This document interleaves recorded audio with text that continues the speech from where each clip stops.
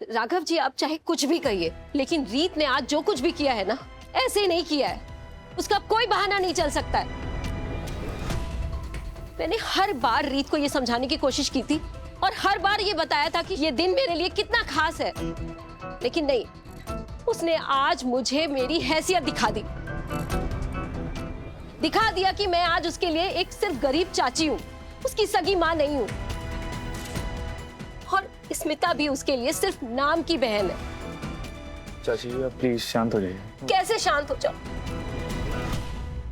ध्रुव और उन्नति ने तो पहले ही अपने हाथ खड़े कर दिए थे। एक रीत थी जिस पर मैंने भरोसा किया था, लेकिन उसने भी वही किया। मेरे दामाद और मेरे समधन जी खाली हाथ लौट गए और आप कहते हैं कि मैं शांत हो जाऊं? चाची सॉरी, मैं बहुत लेट हो गई, रास्ते में ट्रैफिक था। ये शगुन का सामान। रीत, तुम्हें पता है एंडी अपना पूरा दिन इस तरह प्लान करता है कि एक सेकंड भी ट्रैफिक में वेस्ट ना हो।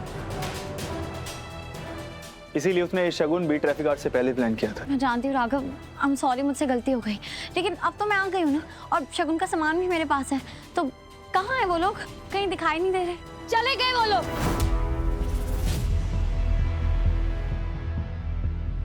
और ये सब शगुन का सामान है ना? लाओ मुझे। चाची चाची चाची, ये क्या कर रही हैं आप? चुप! एक शब्द और नहीं। तुम्हारे ना आने से तुमने जितने शब्द कहे ना, अब 1000 शब्द बोलने से भी वो कमी पूरी नहीं हो सकती। अब मेरी बात ध्यान से सुनो। तुम आज के बाद मिता के किसी भी फंक्शन में शामिल नहीं होगी।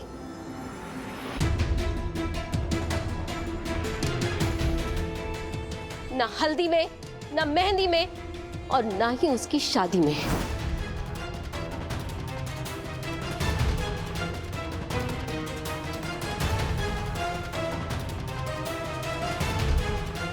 चाची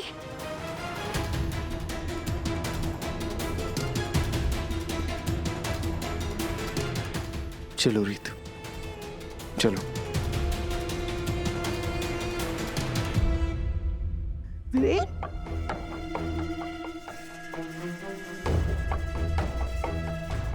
क्या कर रहा है तू मेरे कमरे में? ये क्या है इसमें? क्यों बताऊं? तू ना मुझ पर बेवजह शक करना बंद कर। हाँ, तो आप बता दो ना, ऐसा क्या है इसमें जो आप चाहते हो कि मैं देखूं ही ना? नहीं मानेगा ना, बिल्कुल नहीं मानेगा। बिल्कुल भी नहीं मानूंगा। बताओ क्या है उसमें? देख, तूने सरप्राइज का मजा तो खराब कर ही दिया है, तो प्लीज मैं तुझसे रिक्वेस्ट करूं, 2 सेकंड के लिए अपनी आंखें बंद करेगा प्लीज? इतना तो कर सकता है। हाँ ठीक है। हाँ, उधर देख। हाँ, हो गया? नहीं, रुक जा 1 मिनट।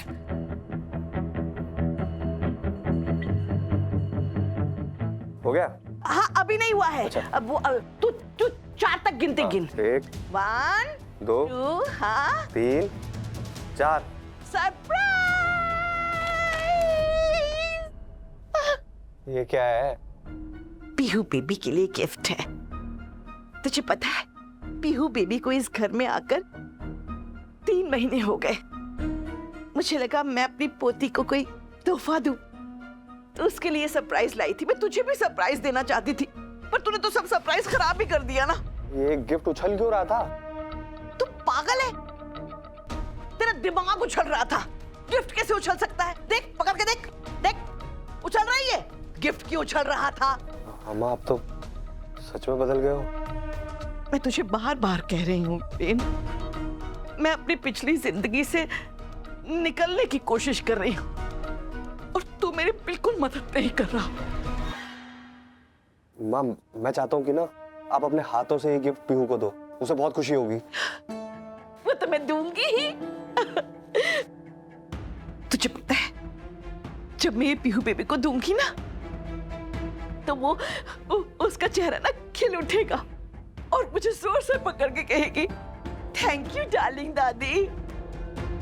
जब वो मुझे डार्लिंग दादी कहती है ना, मुझे बहुत अच्छा लगता है, सच में। मैं उसको नहीं बताऊंगा, आप ये सरप्राइज देना उसे। Surprise please. हाँ, थैंक यू।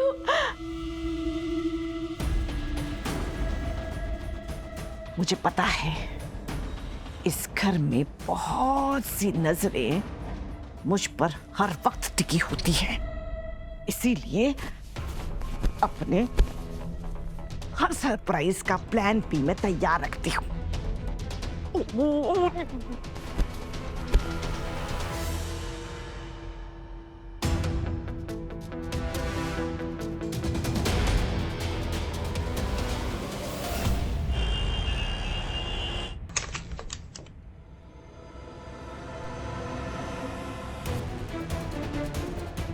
राघव, मैं जानती हूँ आपको इस बारे में बात करनी है, लेकिन प्लीज एक बार मेरी बात सुन लीजिए, मुझे एक्सप्लेन करने दीजिए।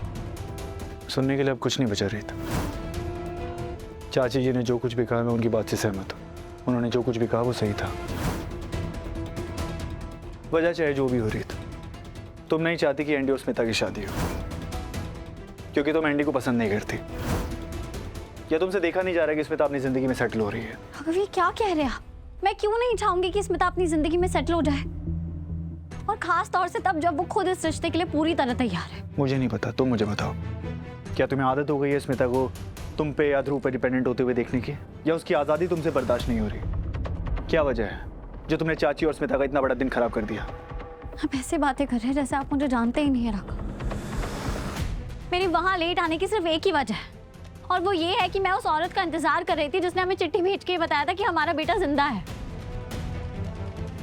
मैं जानता था रीत कि तुम्हारी वहां लेट आने की कोई तो बड़ी वजह है, और वो मुझे तुम्हारे मुंह से उगलवानी थी, इसलिए मैंने ये सब किया। Reverse psychology. आपको इस वक्त खेल सूझ रहा है जब मेरे अंदर इतना बड़ा तूफान आ रहा है राघव। ये मुसीबत तुम्हारी अपनी बुलाई हुई है रीत। जिस दिन वो चिट्ठी आई मैंने तुम्हें कहा था ना, किसी ने हमारे साथ भद्दा मजाक किया है, लेकिन तुम चली गई वहां किसी औरत की बात पे भरोसा करके। तुम बताओ, वहां कोई औरत हमारे खोए हुए बच्चे के साथ आई? नहीं, कोई नहीं आया। यही मैं तुम्हें समझा रहा हूँ रीत। तुम अपने अतीत में इतना उलझ गई हो कि तुम अपने आज पे ध्यान ही नहीं दे रही हो। ऐसा ही रहा तो तुम अपने सारे रिश्ते खो दोगी रीत।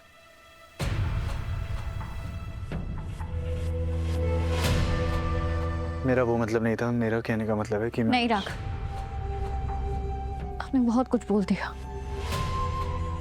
क्योंकि मैं अपने दिल की आवाज सुन रही हूँ। आपने इतनी आसानी से बोल दिया कि आप कभी भी मेरा साथ छोड़ सकते हैं। रीत, तुम मेरी बात का गलत मतलब निकाल। नहीं राघव, अब मैं समझ गई हूँ। मेरे पास आपका साथ सिर्फ तब तक है जब तक आपको मुझ पे भरोसा है, और जिस दिन आपका विश्वास हिला आप मेरा हाथ भी छोड़ देंगे। अच्छा है, कम से कम मैंने ये सच तो जान लिया आज।